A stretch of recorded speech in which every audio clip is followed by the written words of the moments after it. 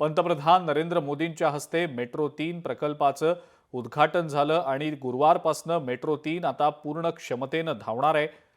उद्घाटन झाल्यानंतरचं लोकार्पण देखील पार पडलेलं आहे आणि पहाटे 5:55 कफ परेड होऊन पहिली मेट्रो सुटणार आहे।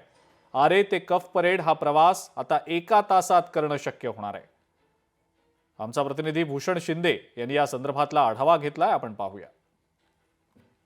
सध्या आपण आहोत कफ परेड या मेट्रो स्थानकामध्ये। पाहू शकता भूमिगत मेट्रो जी आहे ती इथून आज सुरू होत आहे।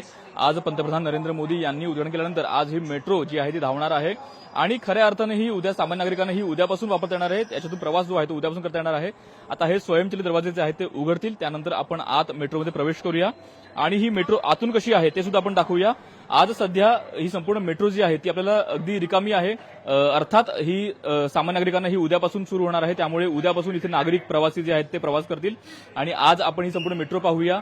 अत्यंत अत्याधुनिक अशा पद्धतीनं ही मेट्रो आपल्याला पाहायला मिळते आणि एकंदर पाहिलं तर इथलं जे संपूर्ण इंटेरियर आहे ते अगदी आकर्षक आहे। इथे रंगसंगती सुद्धा आपल्याला अत्यंत आकर्षक पाहायला मिळते आहे। संपूर्ण वातानुकूलित आहे। त्यासोबत इथं जी संपूर्ण जागा आहे ती आपल्याला अगदी ऐसपैस जागा पाहायला मिळत आहे आणि एकंदर इथं सिटिंग अरेंजमेंट जी आहे ती आपल्याला अगदी ऐसपैस असलेली पाहायला मिळते। त्यांचं मत काय आहे ते आपण जाणून घेऊ। दादा, काय सांगाल? आज तुम्ही प्रवास करत आहात, कशा प्रकारे स्ट्रक्चर आहे, तुमचा अनुभव काय? हे मुंबईमध्ये मेट्रो झाल्यामुळं लोकांना याय जायला चांगली सुविधा झालेली आहे। या ठिकाणी मला वाटतं नक्कीच आपण यशस्वी होऊ यामध्ये।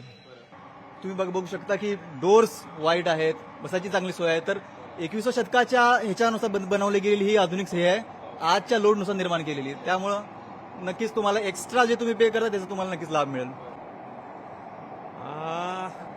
आता तरी ते बरं आहे। ॲटलिस्ट ते लोकांना ते अंधेरीपासून ते कफ परेडला आता ॲटलिस्ट तरी बरं वाटेल की ते टाइम मोस्ट प्रोबेबली ते टाइम आहे, ते टाइम एकदम ते पोचायला ऑफिसला की कुठेतरी त्यांना पोचायला असेल त्याला एकदम इझी पडेल, सोपं पडेल आणि ते लवकरात लवकर पोचेल।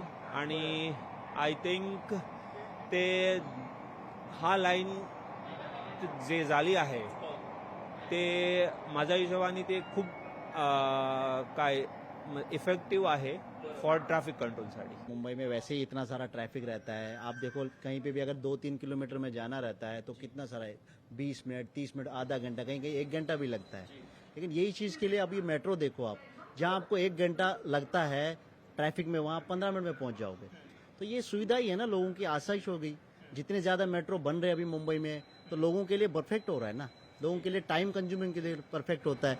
तो ये सब चीज़ें मतलब मुंबई में लोग रह रहे हैं, आपको पता है कि मुंबई में कितना सारा ट्रैफिक वैसे भी रहता है, तो लोगों के लिए ये बेस्ट ही है मेरे हिसाब से। और बाहर इतनी गर्मी भी, बारिश में इतना भीग के जाना, और उसके लिए सब एसी मेट्रो ये सब परफेक्ट ही है ना। मतलब मुंबई मेट्रो के लिए मतलब लोगों के लिए तो बहुत ईजी है। बहुत एक्साइटेड है हम लोग।